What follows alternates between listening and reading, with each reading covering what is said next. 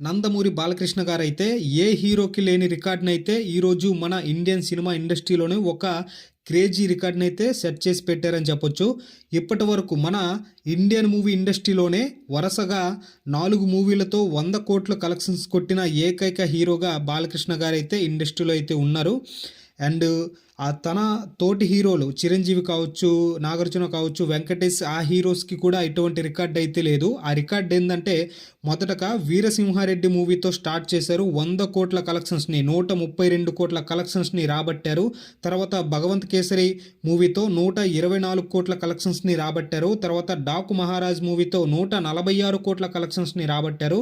Present రీసెంట్‌గా release అయిన 'అఖండ 2 తాండవం' మూవీతో 100,00,00,000 క్లబ్‌లోకి ఎంటర్ అయ్యి ప్రెజెంట్ ఈ 'అఖండ 2 తాండవం' మూవీ అయితే 129,00,00,000 కలెక్షన్స్‌ని అయితే రాబట్టింది. అంటే ఈ మూవీ బ్రేక్ ఈవెన్‌కి చాలా దూరంలో ఉంది. కాకపోతే ఈ మూవీకి 100,00,00,000 కలెక్షన్స్ రావడంతో బాలయ్య ఖాతాలో వరుసగా త్రిబుల్ హ్యాట్రిక్ కాకుండా 4th హ్యాట్రిక్ మూవీని 100 క్రోర్స్ క్లబ్‌లోకి అయితే చేరారని చెప్పొచ్చు. మన తెలుగు ఇండస్ట్రీలో టైర్ 1 హీరోస్‌కి కూడా ఈ విధమైనటువంటి రికార్డ్ అయితే లేదు.